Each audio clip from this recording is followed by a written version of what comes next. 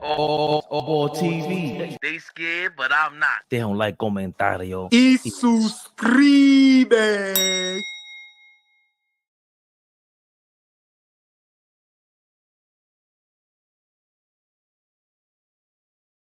Yeah.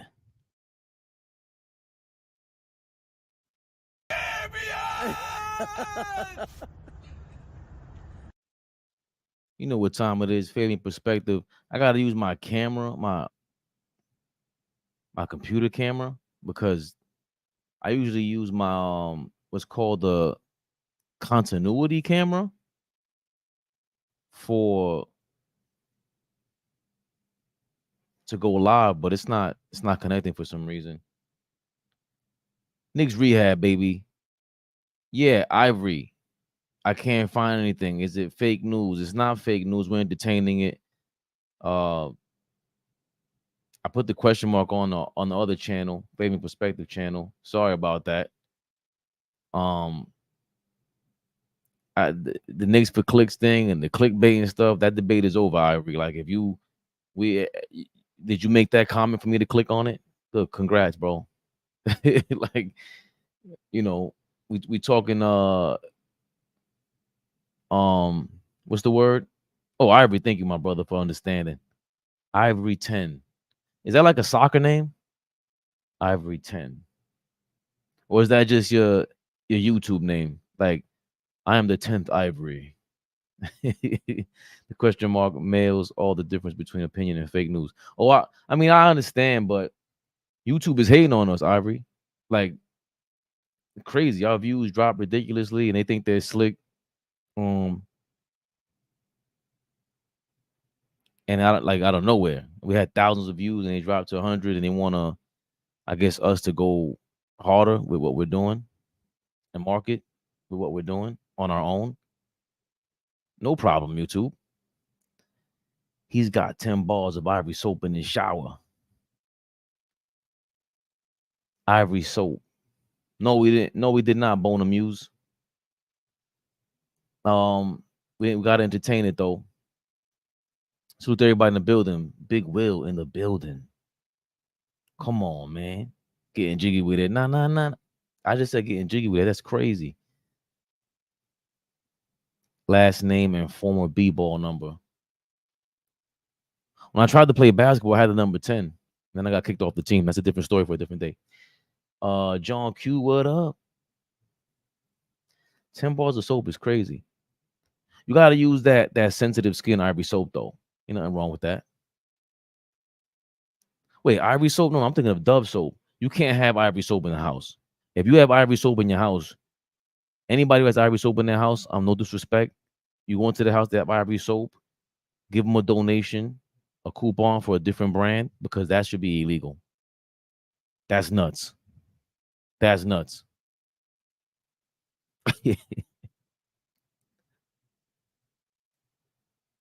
That is crazy, bro. But we're here in the aftermath of Isaiah Hartenstein signing with Oklahoma City Thunder. Clearly they wanted him, man. 3 years, 80 whatever million. Was 27 plus 60, 87 million. Look at the math. Yeah. Just incredible.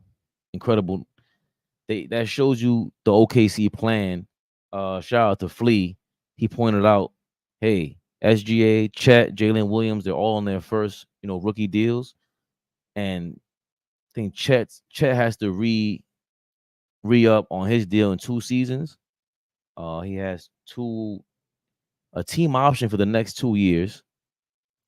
And then after that, I think he's a free agent, unrestricted. So that's 3 seasons that Oklahoma City, they're looking at a championship, man. They're looking for a championship. There's just no doubt about it. No doubt in my mind. But we'll get to that in a second. I do want to talk about this nepotism topic for a second, man, because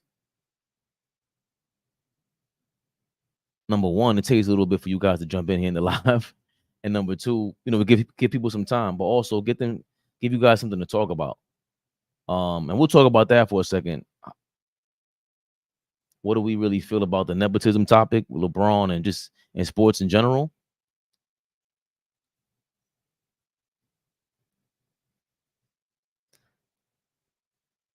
I know how most of us feel. If you're a father, if you're a mother, and you have an opportunity to, you know, give your kid a job, I think you just would.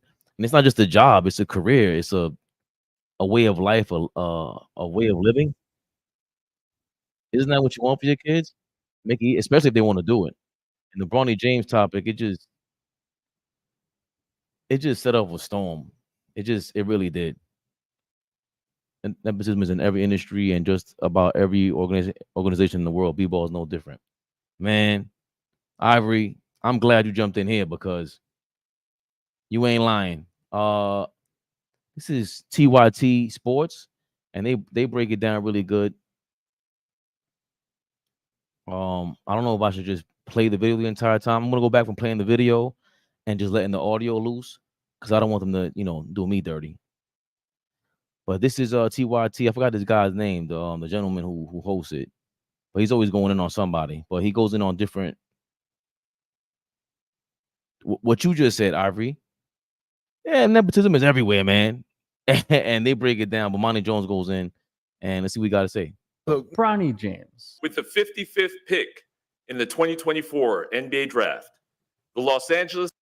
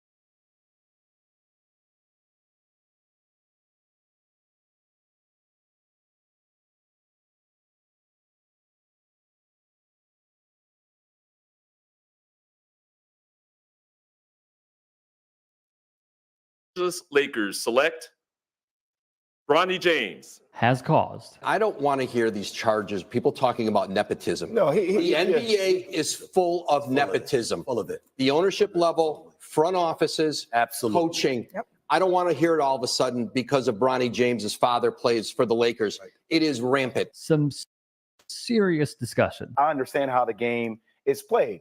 99.9% of the time, none of those people look like us, Perk. And I think when I saw a lot of this chatter online from people that look like us, I'm like, hold on, don't we need more instances of Black nepotism? From many in the media. Let me say this. We have to stop. We have to stop. As the media and everybody else shining the light on Bronny, because it's other players that are deserve our attention, right? The lottery guys, the guys that are actually going to get drafted in the first round. Like, we're talking about a guy, a young man that's possibly going to go late second round or not getting drafted at all. I've never, in my 4 years of working here, I've never sat on the table where we're talking about a second round pick. And there's plenty. Sorry about the audio. Once I put my headphone down, for some reason it wasn't rocking right. I think that's the crux of the argument all the time with what Perk just said.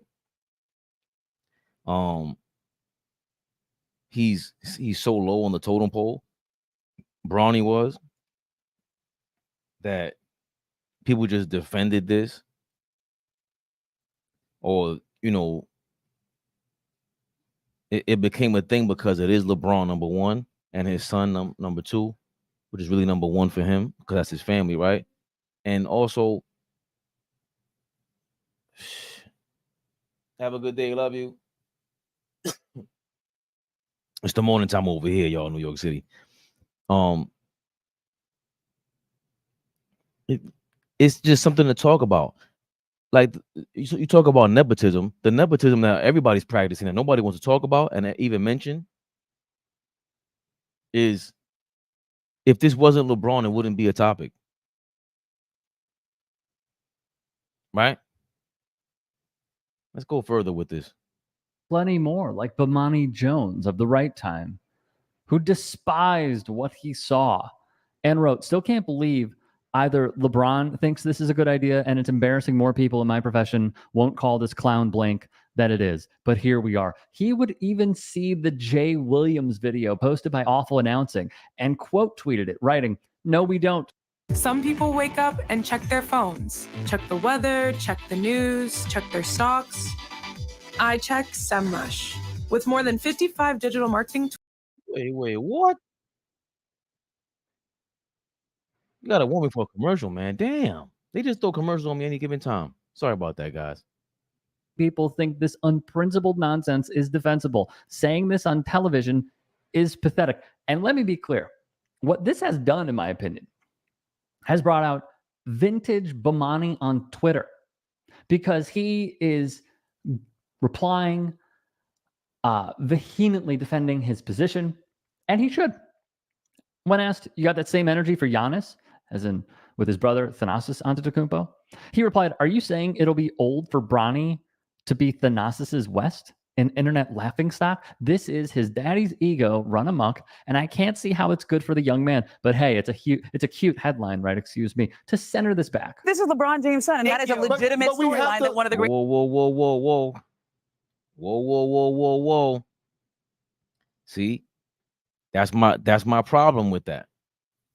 If it wasn't LeBron, you wouldn't even be talking about it. It wouldn't even be a headline. It's only a headline because of LeBron. It's only a headline because of LeBron. That's not some sort of nepotism and whatever it is, whatever on the word you want to use. I see you over here, my guy, John Q. Cronyism, nepotism, corruption, and gossip. That's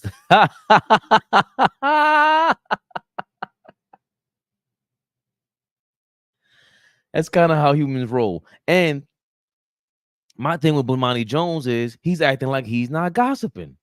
That's gossip. This is gossip. This is sports bochinche. The stuff that the intellectual Bomani Jones acts like he's above. You ain't above it. And I'm sure in other instances he tries to show, his outside the box thinking, because he is a smart dude. Let's not get that twisted. He was on ESPN. He's killing the game right now on on YouTube, doing his thing. He was on HBO. He had a show on HBO. I respect what he's doing. I respect him bringing different points of views. I seen what's my girl? Is Ella Marie was on ESPN or from ESPN, was on his channel. They discussed the Caitlin Clark thing, and it was cool. It was great. It was great back and forth. He subtly mentions how, you know, she is targeted, right? She is targeted. It happens in every sport. That was a big gossip thing. People don't watch WNBA like that. They're lying. We see it in the numbers, but they brought us over there because of gossip. Angel Reese knows TikToking and gossiping is what got this whole thing started. It pushes it. She tries to play victim. And same thing with LeBron. That's part of this whole celebrity deal nowadays that in the last 15 years that I hate. I despise it. The whole social media thing is, in order to be built to be this hero, a part of it is you got to play a victim. And that's what villains do. Like the Joker will play the villain. The Joker will play the villain just to pull people in. Like, yo, aren't you guys tired of getting abused out here? I'm really just Robin Hood, robbing the rich. You got to be very cynical to be a celebrity. Cronyism, nepotism, corruption, and gossip. That's kind of how humans roll. And it doesn't matter if it's a democracy, you know, the shadow capitalism that we are as a country. I ain't going too deep into no damn politics, but I could drop a jewel right there. Right? Like it ain't ever gonna be full-hearted capitalism because of this. Because there is nepotism, because it's human nature kicking in. You can't just come in, we're gonna be robots all of a sudden. Nah. That's what makes this thing interesting. I got a video loaded up. I gotta watch about how I thought Saudi Arabia ditched the dollar. And then I got a video saying fake news about Saudi Arabia ditching the dollar. So I'm gonna watch that next. I ain't watching it with y'all. I don't know if you guys would be interested in that, but that's the stuff that I watch on my history list. But I digress.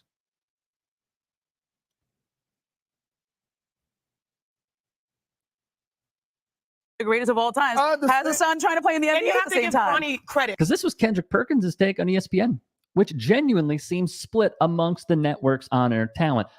Now, mainly with what Adrian Wojnarowski said. I don't want to hear these charges. People talking about nepotism. No, the NBA is full of nepotism. He's right. But you know what? I will go further because it is. Oh, before he goes further, because him going further is kind of dope. Before he goes further, Woj, I'm telling you, these guys get on their high horse. Don't tell me you can't say you. Of course you can say it because you just needed 30 seconds to a 2-minute soundbite, whatever it was, to pay for your commercials. Big Woj in the building, big CAA in the building. Let's not get that twisted. You tied to CAA. You make a living off gossiping. He is the sultan of gossip. Of sports gossip, Woj is the king. We wait for his gossip at any given moment. If Woj drops a tweet, oh my God, it's news. It is gossip. The definition of it. King of narrative. Oh, wait a minute. John Q, man. Don't do that to me. The more you know, the word nepotism comes, in fact, from nipote, Italian for nephew. That's very interesting. What is it the nephew of? If nepotism is the nephew, who's the uncle? Who's the uncle? Who is Theo? How do you say uncle in Spanish, in Italiano, eh? It is not just one sport, it is almost every sport. Let's start with the billionaires. The Dallas Cowboys are full, and I mean full of nepotism. Take a look at the executives. Talking about keeping it up with the Joneses, huh? What about the Spanos family with the Los Angeles Chargers? We're going to call that one out too? Probably should. Bill Belichick's son, Steve, was a defensive assistant with the New England Patriots. Bill Belichick, the head coach. Go figure. Tillman Fertitta and his family. Look, Tillman owns the Houston Rockets. It's obviously not where he made his money. He made his money and then bought the Houston Rockets. But when it comes to his family business. Nepotism runs amok there as well. The Colangelos? Let's not get started on that. Mike Shanahan, the head coach of the, we'll say, Washington football team, he hired his son Kyle to be offensive coordinator. Kyle has proven to be a very good coach. But let's not connect the dots here and say, well, Kyle was going to get it all along. It helps to have a foot in the door. A lot of Tishes and Maras in the New York Giants front office, don't you think? I mean, look at his list. Nepotism is there as well. Chris Collinsworth, former NFL player, current color analyst for NBC. I believe he launched. Got a little faster. I don't know about you guys. I'm a lunatic. I will listen at things at 2 times the speed. I just need to hear the information, guys. All this screech. It's kind of looks like screech. That's crazy. But you can't just be slow speeching me to death, screech. Launched Pro Football Focus as well. His son Jack was on those same broadcasts. He was on the field with what's my man's name? Ronnie Harrison. He also had a very important job with NBC. He was to do and was tasked with Notre Dame football coverage. Massive. It's a huge contract that the Peacock Network has. Probably helped that Chris is your dad. Jim and Jason Garrett. Did we say more? Kirk Ferentz, who loves average football, would hire his son Brian, who was one of the worst offensive coordinators in college football during his tenure. Couldn't score. Boring. I can't swear. Boring offense. Brian was eventually fired. Don't get me started on a story that we covered. Britt Reed. Scum. Terrible. He was a member of the Kansas City Chiefs. Not as a player, of course. Because of his father, Andy. Very successful. Multiple Super Bowls. How do you think Britt got the job? I mean, in politics, don't even get me started. But, a tweeter brought it up, and I reiterate. I do believe that the edits of Thanasis on TikTok, on Twitter, on Instagram are hilarious. I think he probably has a very bubbly personality because of what we've seen on the bench and his celebrations. But let's call a spade a spade. He is in that position because of one reason. There's the coaches as well. Rick Adelman, longtime NBA coach. His son, Dave, is also a head coach. And that works. My Chicago Bulls, head coached by Billy Donovan. His son is the head coach of the Windy City Bulls. Okay, so the e-commerce big guys offer 2-day shipping. And maybe you're a not-so-big guy. I appreciate you guys. Likely aided that process. Steve Kerr's son, whose name is Nick. Same exact story. Chris Sims, the son of Phil Sims. Phil, a former quarterback. Yeah, Phil Sims, his son. He's all right. There's a lot that comes with this, though.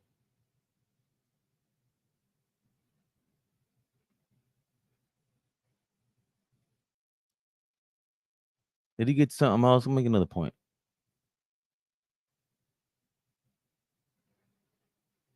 Warriors promote Mike Dunleavy Jr. general manager. That's nepotism? Jr., the son of former longtime NBA coach Mike Dunleavy Sr., general manager of your Golden State Warriors. Probably shouldn't forget about Chris Smith as well with the New York Knicks. The Defector's Kalen Collar put in a really good piece that we covered previously for the NFL. The league averages 3.4 coaches per team who are related to a current or former NFL coach. And the percentage of coaches at the supervisory levels, the ones with hiring power, is even higher. 11 of 32 head coaches, upon this article being published, are related to a current or former NFL coach. There are 24 coordinators who are related to current or former coaches, almost a full quarter. Collar also would write, nepotism isn't exclusively for white people. As several white people interviewed for the story were quick to point out to me, that's funny. But the percentage of family hires is... Great point. Great point. LB so wavy. The only thing that's different from those examples are they coming out and seeing that they're better than everybody in the league. A lot of them are. A lot of them are.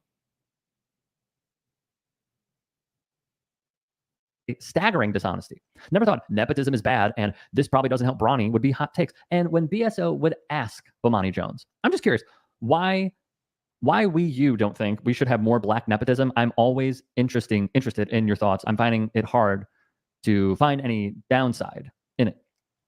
Jones would reply, nepotism by definition is negative. A market inefficiency, never a good thing. Black people engaging in it won't level anything. It's just corruption by a different group. At some point, people got to stand on some principle somewhere. The fact I have to explain this saddens me. So what I got to disagree with Bomani there because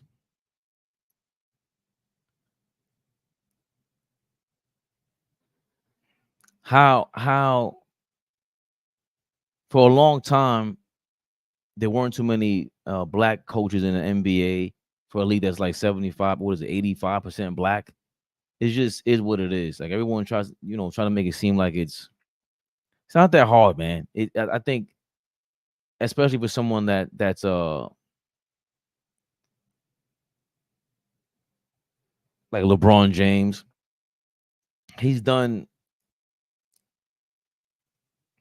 The decision was revolutionary, right? Creating an agency with your guy Rich Paul is revolutionary. It just is. So him playing with his son in the league is new, is different. It's a part of the Hollywood nepotism that always existed. If you know me, you know by now that I believe the NBA, sports in general, is nothing but another extension of Hollywood, another branch of Hollywood. So I don't see a difference in this. We see that happening all the time. Marky Mark and his brother, right? Like the other Wahlberg was in New Kids on the Block. Marky Mark from Boston area, all from Boston. He gets on into the game through nepotism. It just is what it is. And nepotism, they just closely related to family members. These are people that are blood related. They don't even talk about people like friends, people who are considered blood that aren't blood related. There's no DNA involved. So this is all, just clearly nonsense. The entire unqualified Trump family was in the White House. Ridiculous. I think it's blatant. Like even when we go politics, AOC got caught up in something too when she helped her niece out with something, and it just proves like she's supposed to be, that sort of progressive voice at some point. And regardless of what you feel, where you stand politically, even she represents something that's anti this apparently, but then she falls into it because what are you going to do when you get more power? It's easy to say that when you don't have the power. And then we're the pawns that are going to talk about it. We're the pawns that are going to react to it. That's part of the reason why ESPN and Woj is talking about it. Stephen A. Smith and everybody was talking about it, because if it wasn't LeBron, we wouldn't have a reaction. We just wouldn't. If D'Angelo Russell got his little brother drafted, like when J.R. Smith got his brother on the Knicks, it wasn't a story because it's J.R. Smith. Super talented, but it just is what it is. It's not talked about anymore. It's brought up now because LeBron James did all this. I think that's the hypocrisy that they don't want to talk about. Nobody said that before they even spoke about it, including super intellectual Bomani Jones. It's not a knock on him, but it's just to you guys' point. Like, I think we don't point to the awful nepotism, like with the Dallas Cowboys, for you to be that mediocre of a super team. Like the Dallas Cowboys are the most valuable franchise at times. They go up and down with every other team in the world as the most valuable franchise, and they are like mediocre great. They can have all this super talent, and somehow they're gonna fumble the bag because they didn't do it with what James Dolan, another beneficiary of nepotism. They didn't do what James Dolan did. James Dolan finally, after several years, 15 years in the league, he hired Phil Jackson. I thought that was a great move. Actually, Donnie Walsh was the first great move after 8 years of owning the Knicks in 08, 09, when he replaced Isaiah Thomas. Donnie Walsh was the move, and then he fired him like a moron. Then he got Phil Jackson 5 years later, which I think the idea was great. But once he had Derek Fisher, it was like, uh-oh. And then James Dolan finally, apparently takes a back seat all the way in the back. And Leon Rose is the president, and he's running things, and we love him. We love him to death over here. But I also believe we don't talk about this enough. And for a long time, shout out to Flea. Not that he hated me for saying it, but Bomani Jones. I'm sorry, not Bomani Jones. Flea hated the fact that I would point to Monty Williams and how he was just messing things up over there in Detroit. But he was the head of it, and it was like he shouldn't have taken the job if this is what happens when you take the $100 million. You have to take our criticism, and you become the face of what's going on in Detroit, which is awful nepotism. Deep with the Detroit Pistons, and I put on my investigative boots to show you guys how bad this runs through the organization. Corruption, nepotism, you name it, it runs deep with this team, and it's bad. If you don't know what nepotism is, just think of that one kid who gets everything he wants because daddy knows somebody. Start off with Arm Tellem. If you don't know who this is, he used to be a big-time NBA agent. Now he's been like a vice chair, vice president in the Pistons organization for years. Basically second in command. And guess who the Pistons have running their director of player personnel? It's his son, bro. You can't be serious, man. You might think, oh, he could be qualified. No, he worked in marketing and ticket sales. Franchise is so unserious. No wonder their player development, their player scouting is so bad. We're not even done yet. Troy Weaver has something up his sleeve. He hired his own son as a strategy analyst for the team, bro. Not even trying to hide it at this point. They do not care. This team doesn't care about winning, so why should I? Why should any Piston fan? He was previously a camp counselor, bro. You can't make this up. Can we get some serious people in to run this organization, please? Is that too much to ask? Nepotism runs deep with the Detroit Pistons, and I put on my investigative boots.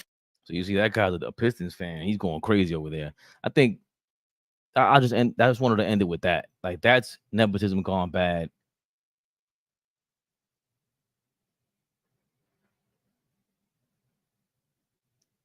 If you feel like the Lakers are totally out of contention because of the nepotism, you know, JJ Redick being hired, that's nepotism. If he's really hired based on this podcast with LeBron, that's the connection. That's nepotism because you did it with like, I think nepotism is just a natural thing. You're gonna go. That's why you need other people around you to go. Wait a minute, you can't have yes men around you, and we're making these crazy, or, you know, not crazy, but long lasting decisions. That, you know, somebody has to be around you to go. Like, you sure JJ's the guy? That's your man, but. Same thing with his son. Is your son ready? There's no way LeBron and Rich Paul and that team didn't sit down with Bronny and media train him. That kid is in the spotlight and he's very comfortable. He's very comfortable in the face of all this drama. So shout out to LeBron for raising his son like that, and just they completed the mission. I think the objective is complete. Obviously, there's more to this objective, you know, playing ball and making a career out of it.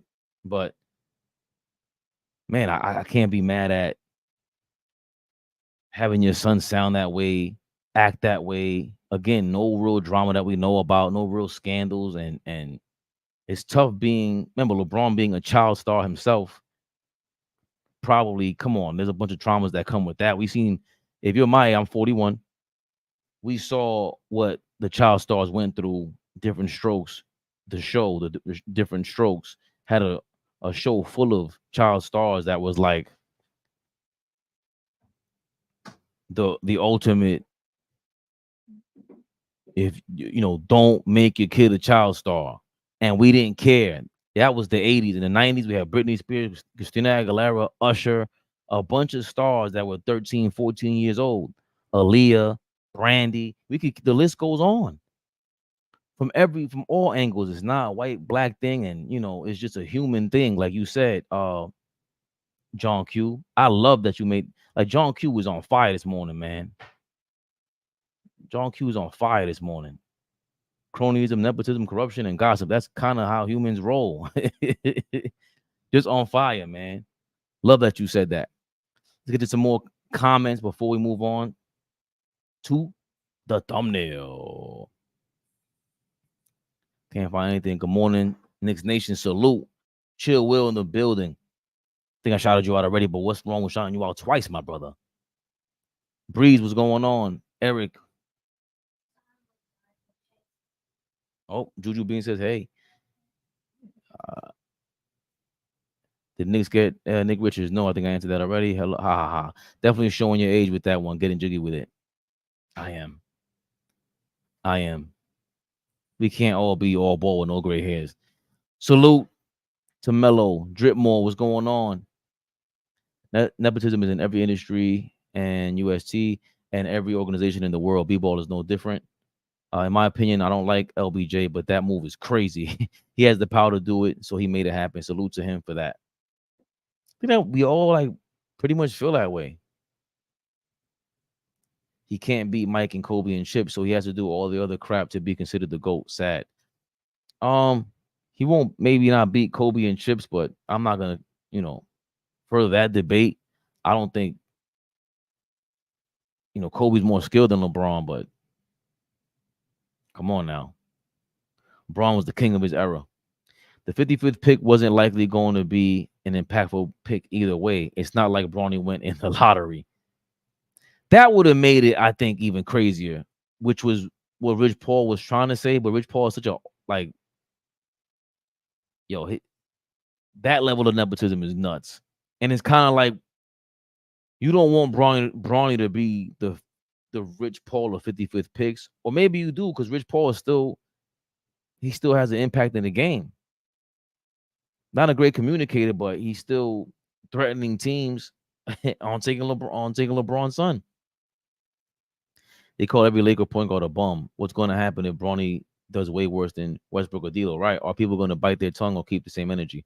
I think that's the other thing. Like, he came to the Lakers. It's the Lakers, LeBron. It's a big deal. It's a big deal, and I'm pretty sure they prepped him for it because he sounds good. Obviously, when things start really going bad, that's when you'll see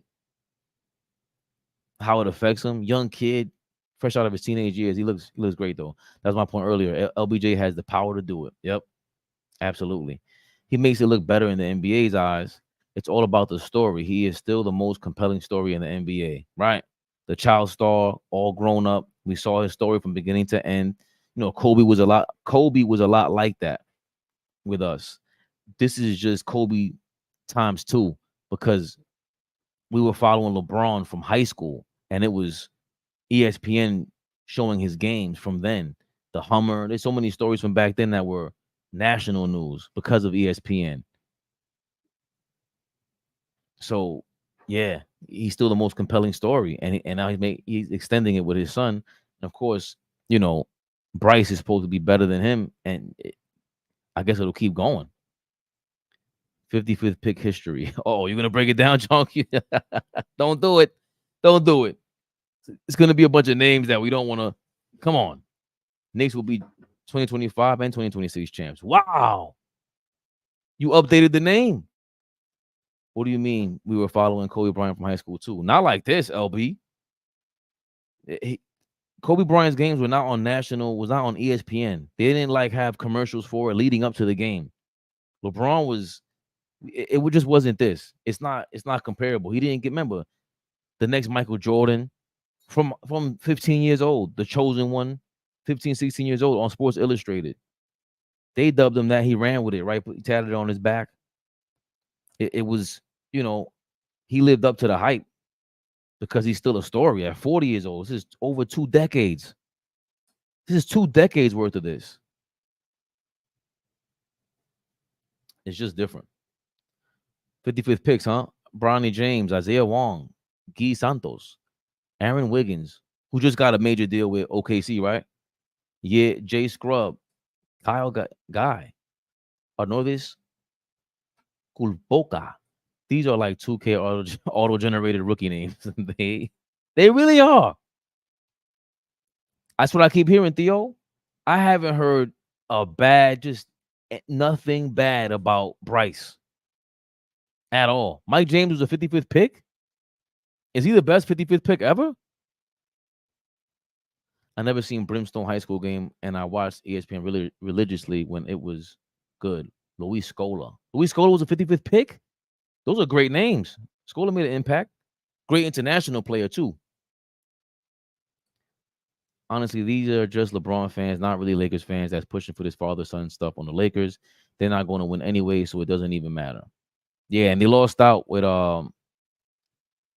Klay Thompson. And I don't know, have the Knicks lost out with our new guy, Nick Richards? Nick Richards. Is he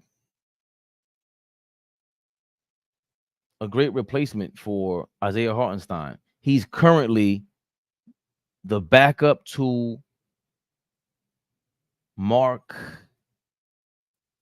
It's not Mark Johnson. Not Sean Mark. Mark Williams on the Charlotte Hornets. Mark Williams is a little more talented. Mark Williams is a little more. I mean, we could finagle a trade for him. That would be crazy. But he's a little more injury prone. He was a 15th overall pick, but Nick Richards was a 42nd overall pick. He filled in for Mark Williams. We're losing out on all these candidates to back up Hartenstein or to fill in for Hartenstein and just play that role. Of course, we can always just stay put and we don't have to go crazy. Mo Wagner's still out there. Mo Wagner's a lunatic. I would love for him to be on the team just to start something. But if it's between Mo Wagner and a sign and trade deal for Mo Wagner or pickup of Nick Richards, I think Nick Richards is more impactful on that court. Right?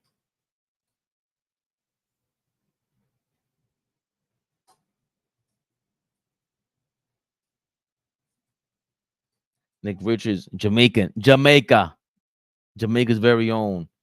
5-star recruit class of 2017, committed to the University of Kentucky. He was UK's first commit in the class of 2017. But the 5-star recruit thing stood out to me. Jordan Brand class, he had 10 points, 3 rebounds. He had career highs of 25 and 15 against the Wildcats. But more so than anything else, 42nd overall pick, immediately traded to the Hornets. The Pelicans drafted him. He's just somebody that we can see, filling in for Isaiah Hartenstein, being that we're losing out on these backups. Bizzarri in Orlando looked interesting. Who else? We threw out Isaiah Stewart also for a trade for toughness and just being a part of who's going to fit in Tibbs' system. Who do we think is not going to mind working out? Right? The Hornets have, I don't see a lot to lose, but with Mark Williams coming back, schedules are coming back. You can see them putting Nick Richards on the trade block, if anything, if necessary. I've just looked up his per 36 points per game. So Nick Richards for per 36 is at 13 and 11 for last season. Field goal percentage is 69%.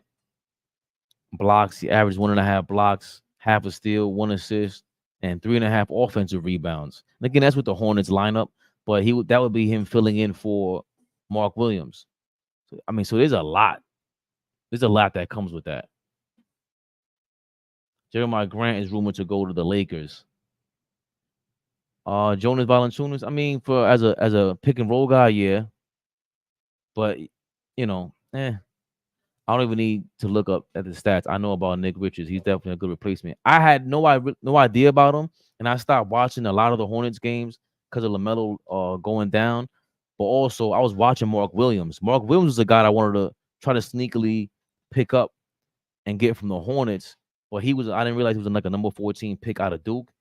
So that was tough. But I should have watched more Nick Richards games. And again, Tibbs, we call him the center whisperer over here, right? Like, he's just amazing talent. Nick rebounds win me money on my parlays. He's a good replacement on our team. Have you watched him play though, LB? Oh, you just said you don't look at his stats. I don't think Nick Richards is a free agent. I thought he was. So who are we trading for Nick Richards? Sign and trade, right? That's when it goes left. I think those second round picks are going to come in handy, and whatever other first rounders we have left, if we feel he's that good, and we feel like we can make the next Isaiah Hartenstein. I think that's what it's all about. Is trying to create this new front court, replace Mitchell Robinson at times, because that is the bottom line, right? Like, we do expect the Knicks to get hurt. We do expect them to sit down some games. I don't want to say load management, but Tibbs has to start thinking about how do you manage the minutes and the rotation so that we get these guys prepped for the playoffs, because that's when you want the soldiers to line up, have an 8-man rotation, not a 7-man rotation. You have enough guys here to have an 8-man rotation. So, yes, I believe in Tibbs' system, but I also believe it can be adjusted. And, of course, you get a guy like Nick Richards or even, again, revisiting Precious Achiuwa. There's no way you can't revisit that. With Hartenstein out now Precious is going to feel more confident because he knew last season Isaiah Hartenstein filled in to start at center, but Nick Richards knew I'm going to play backup. I'm sorry, not Nick Richards. Precious Achiuwa knew he's the backup to Isaiah Hartenstein. Once Mitchell Robinson, he realized he was out. Then the playoffs came in and Mitchell Robinson came back in there.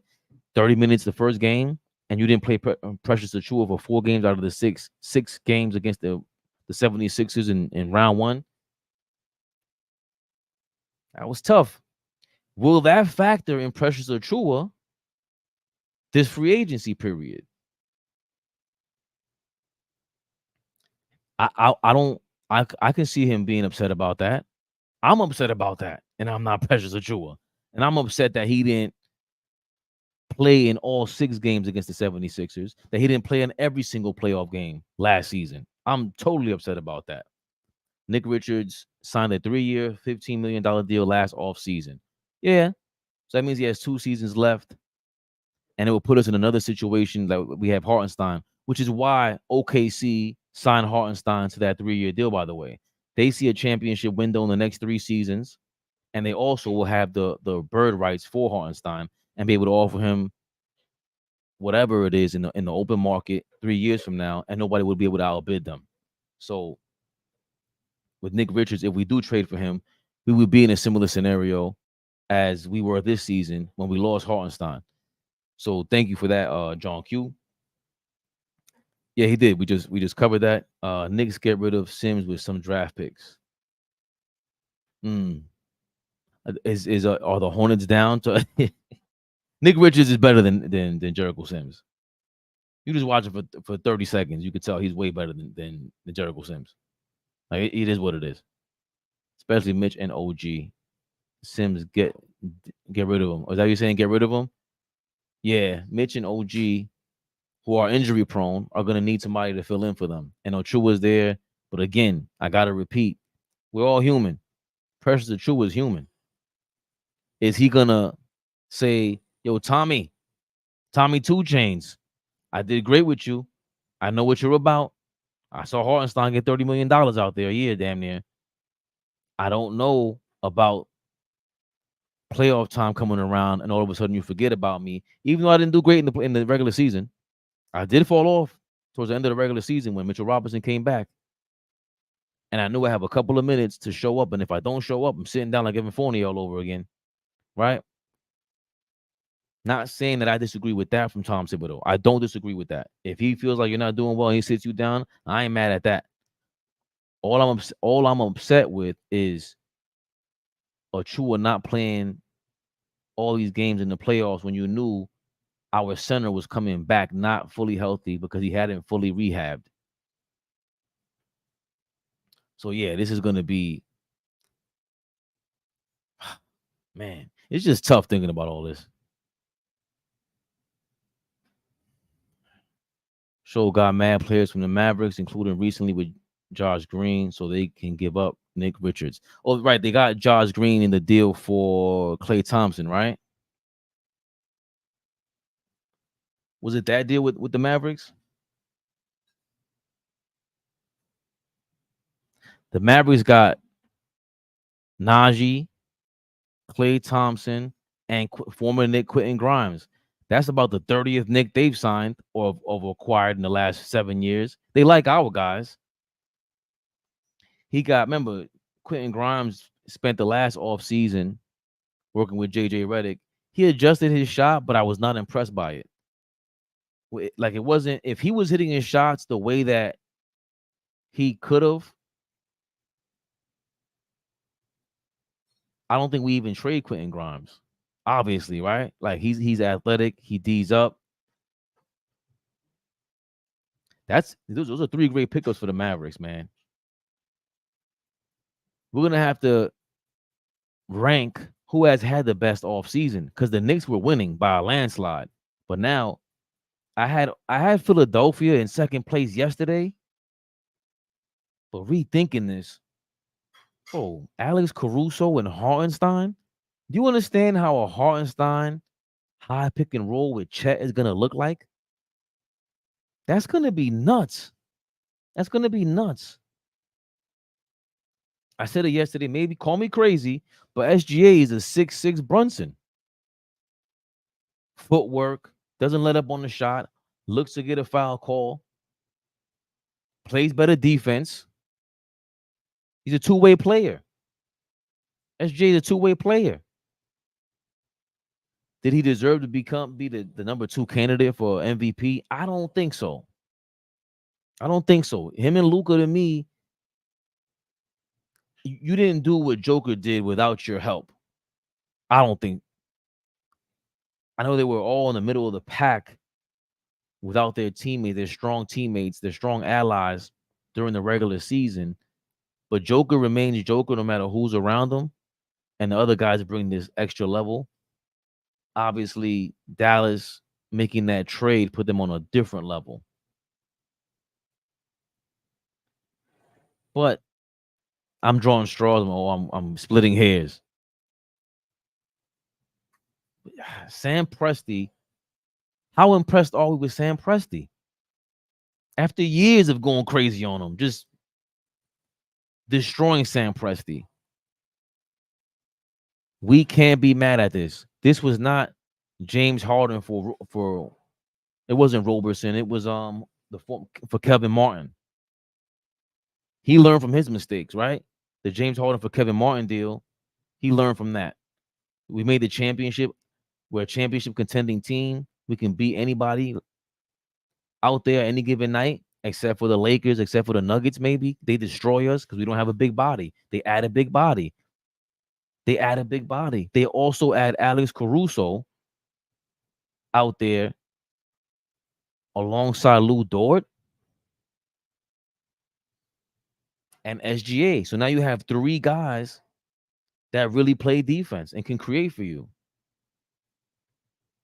And Hartenstein is a guy that could really smart player. Obviously, we know his shortcomings. He doesn't average a double-double for a reason. Paying $29 million a year for someone who does not average a double-double. A lot of people think he won't play at the end of games, but he's a big body, and he still might get outplayed by these big bodies, Isaiah Hartenstein. But Sam Presti is going all in for the next 3 years because he knows how much SGA is maturing. That leap SGA took 2 seasons ago, along with Chet coming in the mix. Chet puts them into this Western Conference Finals championship contending team, or can beat any team out there. This is really his 3rd professional season. I'm battling between the Oklahoma City Thunder and the Philadelphia 76ers as having the 2nd best offseason, and the offseason is not even finished yet. One of them can sneak into the number 1 position now. Philly has a whole bunch of cap space. I think Oklahoma City is pretty much done with at least the big acquisitions. 76ers, though, they got to be in second. And then Dallas is in the mix too, right? Top 4 teams for the offseason. Incredible.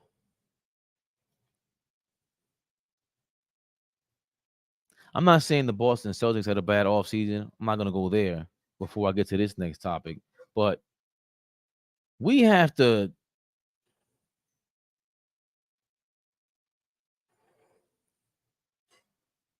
I meant to go to this article a while ago, probably a week ago. This is before they even signed Jason Tatum. They were already saying the Celtics $600 million duo fits comfortably under the new NBA salary cap for now. So that was June 18th. That was 2 weeks ago. So it was 2 weeks ago. Jaylen Brown agreed to the richest deal in NBA history last summer. Jason Tatum is eligible to outdo Brown with $315 million extension, which he did sign. So this is what some of the things they were saying in the article before they even signed, before that deal was signed by Jason Tatum yesterday. 11 months ago, the Celtics signed Jaylen Brown to the richest contract in NBA history, a 5-year Supermax extension worth $303 million.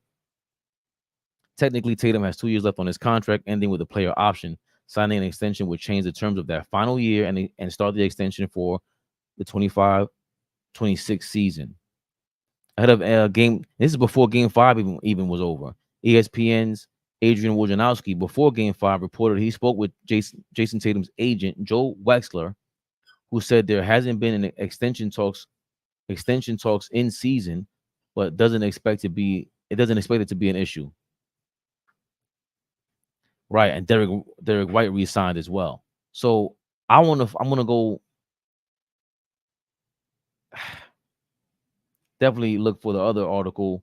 I think it was Front Office Sports again. Shout out to Front Office Sports. Shout out to Dreamers Pro for putting me on the Front Office Sports.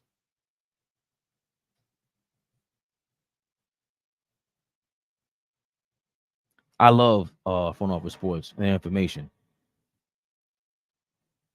They tied in all these guys. The Celtics tied in all these players after winning a championship because they just got sold or an agreement was made. Team owner Wick Grusbeck bought the team for $360 million in 2002. The Celtics are valued at $4.7 billion according to the Forbes. So they're teetering into Golden State, Lakers, Knicks territory now, right?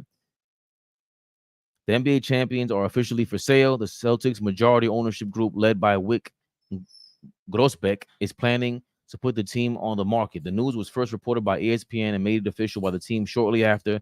In a statement, the Celtics said the decision to sell was made for estate and family planning considerations. Grosbeck and his investment group bought the team from the Gaston family in 2002 for $360 million.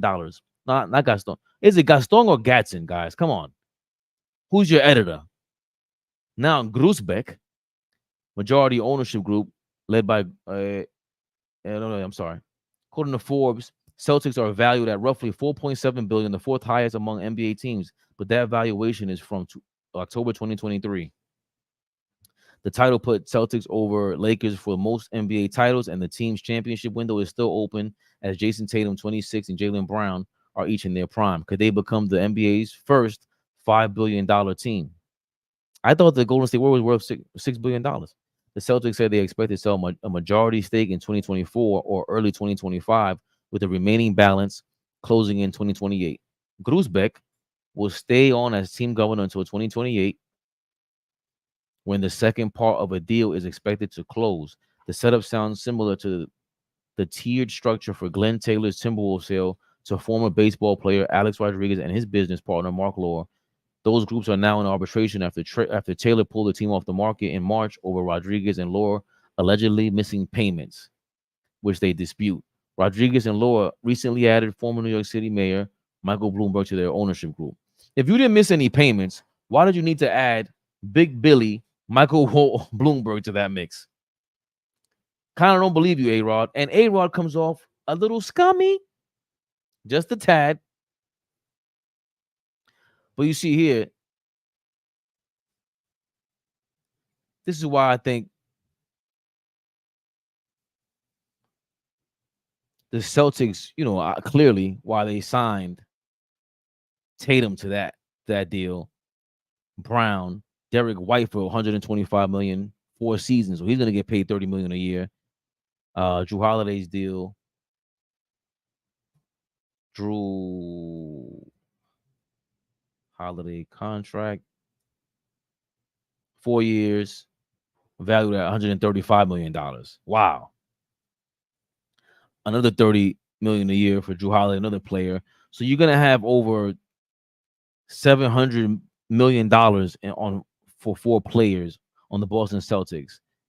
Their window is the next 2 or 3 seasons, like Oklahoma City Thunder. But Oklahoma City Thunder's cap is gonna look way different. Do you do this if you're the Boston Celtics? Yeah, because you're Boston. You're a traditional team. You have a chance to really go back to back. Jason Tatum's entering his prime. You sign him for through his prime. Jaylen Brown through his prime. Anything could happen. The next 2 years, Drew Holiday's probably going to be traded, or Derek White is not going to be traded, but they're going to have to get really, really creative. And they still have Brad Stevens over there. Shout out to Joe Mazzulla, Joe Maz, doing his thing. But that's why the Celtics signed him for that much money, to guarantee that the next team is going to take them over with this. It's interesting, also interesting to see all these ownership groups just taking over these NBA teams at their peaks. Do we see a lull coming soon? It's the reason why I said Mark Cuban, he's the one who spoiled Luka Doncic for a situation like this, where he sells the Dallas Mavericks for $400 million. Excuse me, for $4 billion, because you had to make sure you had a cornerstone franchise piece that goes viral for anything. But in the midst of that, you lost Rick Carlisle, championship coach. You lost Donnie Nelson Jr. Does Rick Carlisle have some flaws? Yep, they pointed to it. But Rick Carlisle was just in the conference finals with another team, with the Pacers, right? He was in the conference finals with the Pistons 20 years ago. He had the Pacers in position to probably be a championship team around 20 years ago, where the Malice in the Palace took place. And now he won with the Mavericks. He went to several conference finals with them. And now he's in position. He made another conference finals with the Pacers. You lost that guy because you wanted to keep Luka Doncic and give him that much power. And all of that got exposed in the finals, all because you wanted to sell the team. So big business took over the NBA. And that business bochinche, will it ruin the Celtics? Is that way too much money to give two players who just won the championship, who aren't necessarily Shaq and Kobe? Yes, they are great. Jaylen Brown took a step up, but you still need those role players. Those other guys did fill in. Porzingis has one more year left, if I'm not mistaken. He got hurt. He's injury prone. Al Horford is a big deal. His time will diminish there as well. His usage will diminish. But did they have other players that they really needed, or are they that replaceable over there in Boston? And making them we're giving them the respect and saying that they're the number one team in the NBA right now. They just got to be. There's no way around that. They paid all their role players already. They did that throughout the season.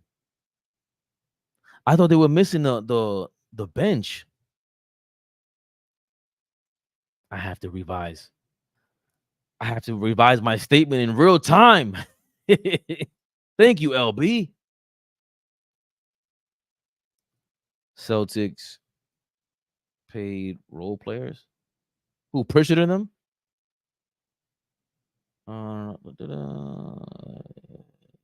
Teams role players.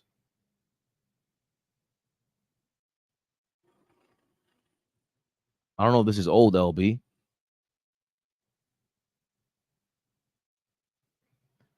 So for the next, you see there's 1, 2, 3, 4, 5. The next 5 seasons, Jaylen Brown is signed.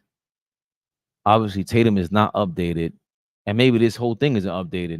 Not just saying this. Could be missing something, because look, they don't have the what's my guy? Derek White. So you're saying that these other guys, but they are replaceable though. Jaden Springer, shout out to Jaden Springer, man, son of our guy, Jared Springer, Uptown legend, got drafted by the 76ers. So did Jaden Springer, by the way, who had like some of the dopest defensive highlights this season, the last couple of seasons. Peyton Pritchard, Sam Hauser. Those guys are replaceable. This is the core, right? That core 4 right there. I think that is your point, man, at the end of the day, LB. They got all the main guys, all the main role players out the way. Some of the bench guys, they'll think on re-signing or letting them walk or whatever. Yeah, because you're right, man. That's the bottom line.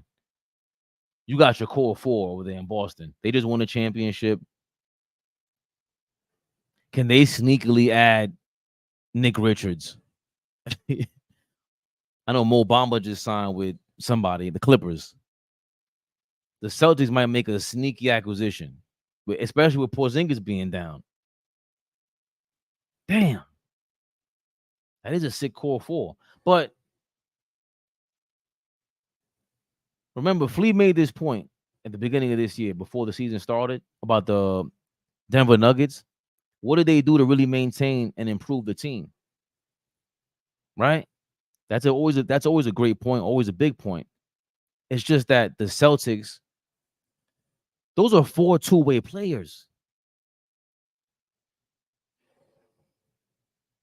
We got ours, though. OG, Mikal Bridges. Randall is like teetering on both. Mitchell Robinson teeters with both. He dominates the offensive rebounds and he grabs defensive rebounds. You know what we got going on over here. That's why I don't believe in Philly, because Paul George is no longer a two-way player in my opinion. What is he doing? Embiid is a two-way player, but it's a marathon. All I know is, what are we doing? We need to make a move for a backup center in New York. Hasn't done anything yesterday. But we do have to trust Leon Rose, right? They knew what was going on. Aaron Mintz is Isaiah Hartenstein's agent, who is CAA. They got that word immediately. As soon as he got the word from OKC, he heard the tone, he either pressed Y or N or yay or nay and text that out to Leon Rose, right? We know this. We don't ever want any indictments on our guys, because we're going to see all the text transcripts that we don't want to see. LB, we'll leave with this. Even if we can't get Nick Richards right now, we go with Achua.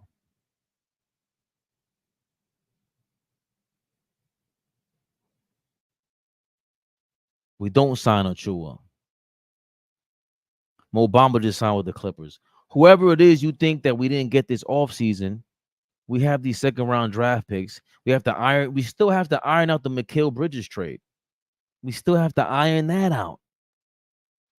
I think that's what the Knicks are really working on, right? And they have all these different calculations on what players are being traded, what the math will look like then, and then all of these other algorithms and equations extend to what players are available and who's going to be on the market for a trade during the regular season. The halfway mark, the All-Star break is going to be crazy. The trade deadline is going to be nuts.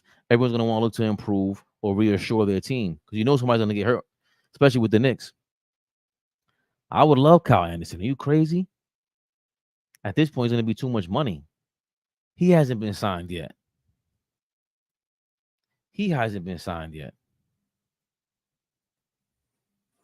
How much was Kyle Anderson making last year? 4 years for $37 million. So he was making around $8 million, $9 million in salary.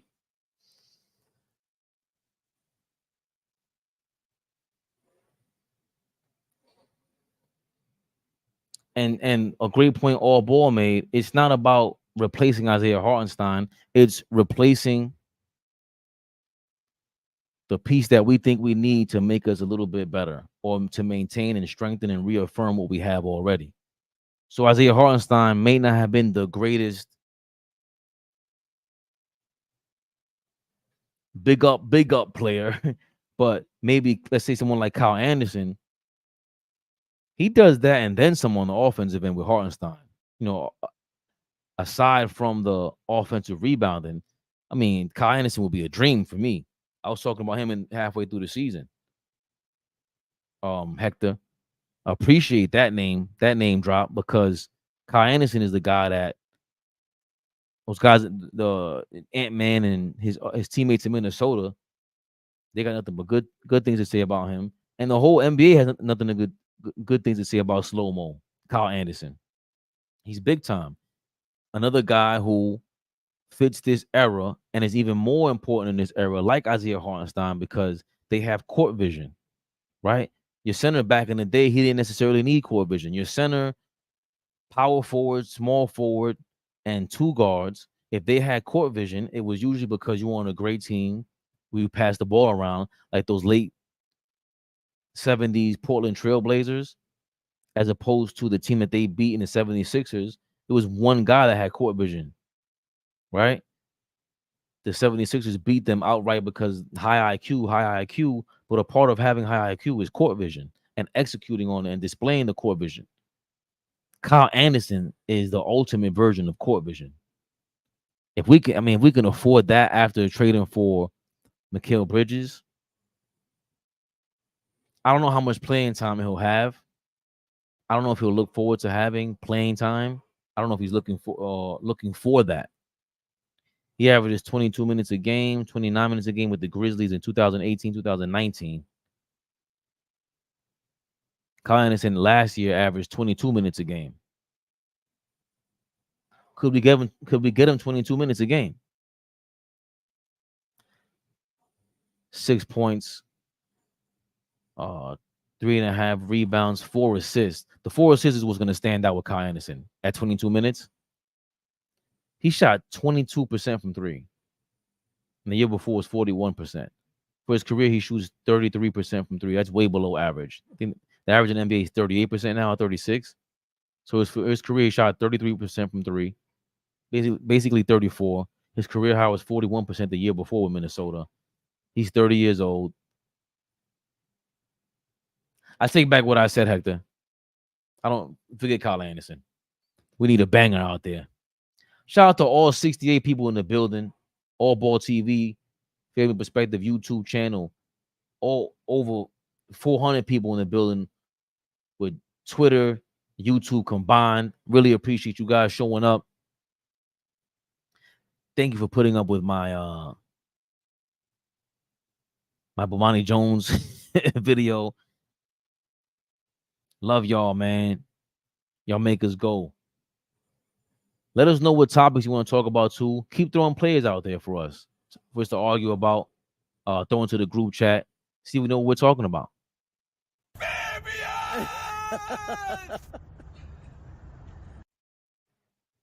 I agree, Will. Totally agree. AllBall TV. They scared, but I'm not. They don't like comentario. Y suscribe.